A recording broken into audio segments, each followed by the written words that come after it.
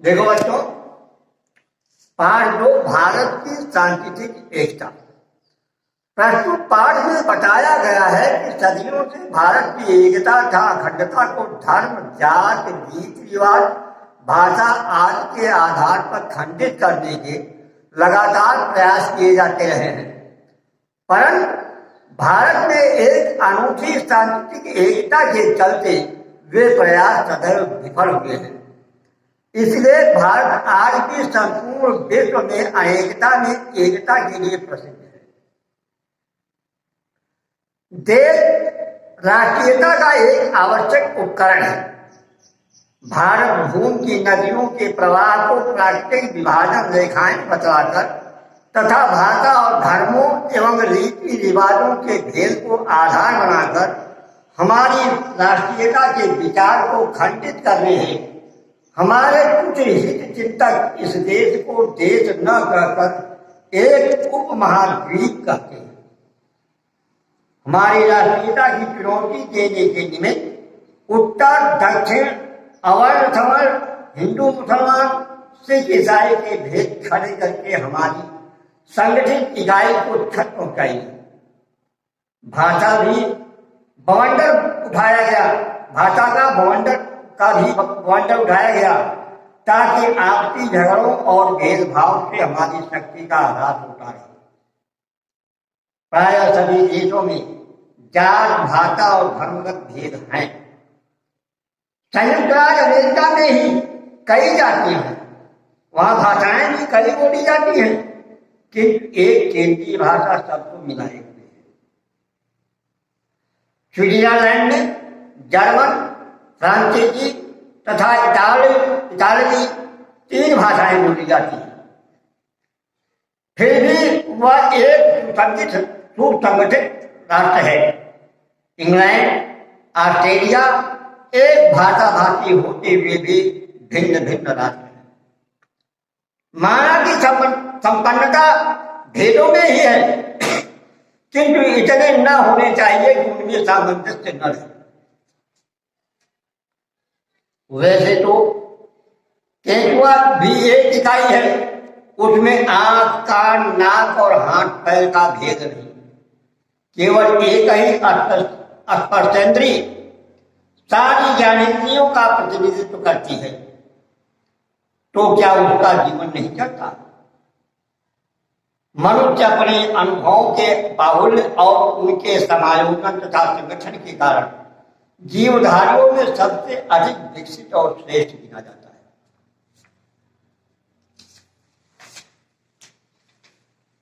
भेदों के अस्तित्व से इनकार करना मूर्खता होगी और उनकी उपेक्षा करना अपने को धोखा देना होगा।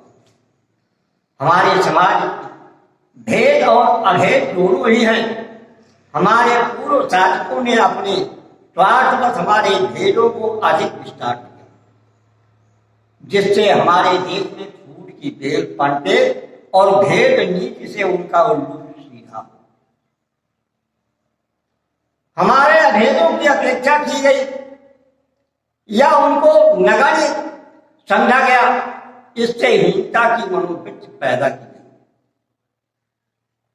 देश की नदियां, जिनको विभाजन रेखाएं कहा जाता है, हमारी भूमि को उर्वरा और सस्य श्यामला बनाती है। हमारी भौगोलिक इकाई हिमालय पर्वत और सागर से उसे छिन्न भिन्न किया गया है। इसमें कुछ राजनीतिक स्वार्थ भी सहायक है। प्राचीन काल में राष्ट्रीयता की धारा अबाधित तो नहीं रही है, आंतरिक द्वेष कभी कभी प्रबल हो उठे, किंतु भारतवासी एक छत्र सार्वभौम राज्य में अपरिचित न थे। राष्ट्रीय अश्वमेध आदि यज्ञ ऐसे ही राज्य की स्थापना के उद्देश्य से किए जाते थे। इनके द्वारा टूटी हुई राष्ट्रीय एकता जुड़कर अविरल धारा का रूप धारण कर लेती थी। राजनीति की अपेक्षा धर्म और संस्कृति मनुष्य के हृदय के अधिक निकट है। यद्यप राजनीति का संबंध मौलिक सुख सुविधाओं से है, फिर भी जनसाधारण जितना धर्म से प्रभावित होता है उतना राज जीतते हैं। हमारे भारतीय धर्मों में भेद होते हुए भी उनमें एक सांस्कृतिक एकता है। हमारे राष्ट्रीय धर्म में भेद तो है, लेकिन सांस्कृतिक एकता बनी हुई है, जो उनके अविरोध का परिचायक है।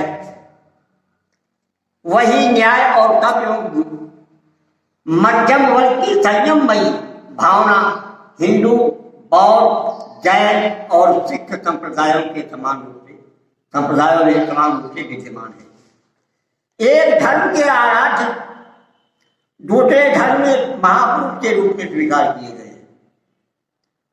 भगवान बुद्ध तो अवतार ही माने गए हैं।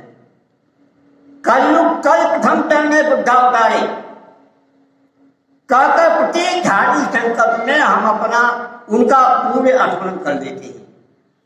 भगवान ऋषभदेव का श्रीमद् भागवत में परम आदर के साथ उल्लेख हुआ है। जैन धर्म ग्रंथों में भगवान राम और कृष्ण को तीर्थ कर नहीं तो उनसे एक श्रेणी नीचे स्थान मिला है। अन्य हिंदू देवी देवताओं को भी उनके देवमंडल में स्थान मिला है। भारत में प्रायः सभी धर्म आवागमन में विश्वास रखते हैं। मैत्री, करुणा, मुदिता और उपेक्षा की शिक्षा हिंदू, जैन और बौद्ध धर्मों के में समान रूप से प्रतिष्ठित है। वास्तु चिन्ह और ओंकार मंत्र हिंदुओं और जैनों में समान रूप से मान्य है। कमल और हाथी तथा अश्वत्थ वृक्ष, पीपल जिसको कहते हैं, बौद्धों और हिंदुओं में एक रूप से पूजनीय माने जाते हैं। जैनों के अनुव्रत हिंदू धर्म के योग शास्त्र के यम और बौद्धों के पंचशील प्रायः एक ही है। पारसियों और हिंदुओं में अग्नि की पूजा समान रूप से होती है। जिंदावेता और गाथाओं और वैदिक ऋचाओं में भाषागत समानता है। पारसी लोग भी गौमांस नहीं खाते। सिख गुरुओं ने हिंदू धर्म की रक्षा के लिए योगदान ही नहीं दिया, वरन उसके लिए कष्ट और अत्याचार भी सहे। उन्होंने विशेषकर गुरु नानक और गुरु गोविंद सिंह ने हिंदी में कविताएं लिखी हैं। उनके धर्म ग्रंथों में राम नाम की महिमा गाई है। गुरु गोविंद सिंह ने चंडी दुर्गा देवी का भी अर्पण किया है। गुरु ग्रंथ साहिब में कबीर आज महात्माओं की बाणी आदर के साथ सुरक्षित है। उनका नित्य पाठ होता है। सिखों के गुरु लोग हमारे संतों में अग्रगण्य समझे जाते हैं और उनका आदर के साथ स्मरण किया जाता है। मुसलमान और ईसाई धर्म एशियाई धर्म होने के कारण भारतीय धर्मों से बहुत कुछ समानता रखती है। यूरोप में भी पहले ईसाई धर्म को दक्षिण भारत में स्थान मिला है। कुछ लोगों का तो यहां तक कहना है कि स्वयं ईसा ने भारत में शिक्षा पाई थी। दूसरों के प्रति वैसा ही व्यवहार करो जैसा कि तुम दूसरों से अपनी प्रज्ञा, दूसरों का वैसा व्यवहार करना चाहिए जैसा कि आप ये चाहते हैं कि हमारे पर ऐसा व्यवहार हो, वही व्यवहार आपको दूसरे के पर करना चाहिए। ईसा मसीह का यह कथन महाभारत के आत्मनः पुराण परेशान न समाचरे का ही पर्याय आती है। ईसाइयों की क्षमा और दया बौद्ध धर्म से मिलती जुलती है। मैं यह नहीं कहता कि किसने किससे लिया, परंतु मौलिक सिद्धांतों में हिंदू, बौद्ध और ईसाई धर्मों में समानता है। रोमन कैथोलिकों की पूजा अर्चना, धूप दीप, व्रत उपवास आदि हिंदुओं के समान है। मुसलमानों और ईसाइयों ने यहाँ की संस्कृति को प्रभावित किया है और वे यहाँ की संस्कृति से प्रभावित हुए हैं। मुसलमानों और ईसाइयों ने यहाँ की संस्कृति को प्रभावित किया है और वे यहाँ की संस्कृति से प्रभावित हुए हैं। भारतीय सूफी कवियों ने वेदांत की भावभूमि को अपनाया और उनके ग्रंथों में हिंदू परंपराओं, कथाओं, विचारों, देवी देवताओं और प्रतीकों के समावेश हुए। तानसेन पर हिंदू मुसलमान समान रूप से गर्व करते हैं। जायपी, रहीम, रसखान, रथड़ेन आज अनेक मुसलमान कवियों ने अपनी बाणी में हिंदी की रसमयता बनाई। रसखान के छड़िए तो सचमुच रस की खान है। भारतीय काल में, प्राचीन काल में भारतीय धर्म और साहित्य ने राष्ट्रीय एकता का पाठ पढ़ाया है। सभी काव्य ग्रंथ, चाहे वे उत्तर के हों चाहे दक्षिण के, रामायण और महाभारत को अपना प्रेरणा स्रोत बनाते रहे हैं।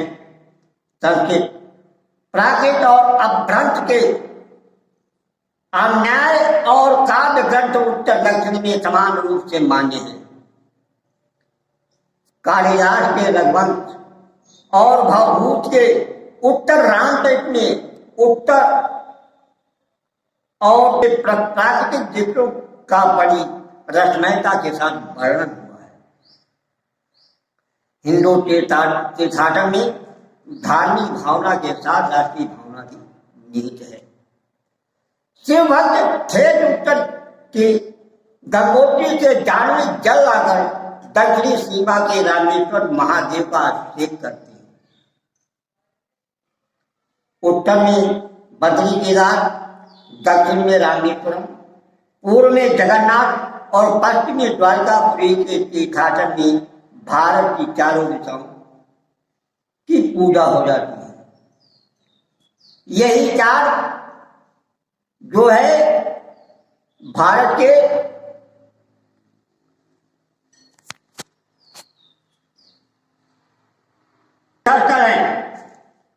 भारत की 7 पुरियां पवित्र और मोक्ष पथ मानी गई हैं। इनकी भी यात्रा की जाती है और प्रातः स्मरण भी किया जाता है। इनके नाम हैं अयोध्या, मथुरा, माया हरिद्वार, काशी, कांची, अंतिका मतलब उज्जैनी, द्वारावती मतलब द्वारका। पूरा श्लोक इस प्रकार है। अयोध्या, मथुरा, माया, काशी, काशी, अवंतिका, पुरी, द्वारावती चैव सब कैता मोक्ष जाएगा। मतलब कहने का ये है बच्चों, अयोध्या, मथुरा, माया, काशी, काशी, अवंतिका और द्वारका पुरी, ये चार जो है मोक्ष प्रदान करने वाले हैं। चाहे तो सब कैता, ये 7 जो है मोक्ष को प्रदान करने वाले हैं। स्वामी शंकराचार्य ने भारत की चारों दिशाओं में अपने मठ स्थापित किए थे। उत्तर में ज्योतिर्मठ, दक्षिण में श्रृंगेरी मठ, पूर्व में गोवर्धन मठ और पश्चिम में शारदा मठ। ये भगवान शंकराचार्य की दिग्विजय के कीर्ति स्तंभ ही नहीं, वरन भारत की एकता की परिचायक चिन्ह है। दक्षिण के अन्य आचार्यों के संप्रदाय और विरोध भाव से महाप्रभु के संप्रदाय ने भी मथुरा वृंदावन में अपनी शिष्य परंपरा स्थापित की। इन संप्रदायों ने के बने मंदिर और इनकी पूजा अर्चना ने उत्तर प्रदेश के जीवन और साहित्य को प्रभावित किया। हिंदू साहित्य गगन के सूर्य और सद स्वरूप सूर्य और तुलसी दक्षिण के संप्रदायों से भी प्रभावित है। सूर्य को सूर्य की उपमा दी गई है और तुलसी को चंद्रमा की उपमा दी गई है। अब भाषा का प्रश्न आता है। उत्तर भारत की प्राय सभी भाषाएं संस्कृत से निकलती हैं। जितनी भाषाएं निकली है वो सभी भाषाएं जो है सबकी भाषा से निकली है और उन सभी के शब्दों में पारिवारिक समानता है। दक्षिणी भाषाएं भी संस्कृत से प्रभावित हुई है। उन्होंने भी थोड़ी बहुत मात्रा में शब्दावली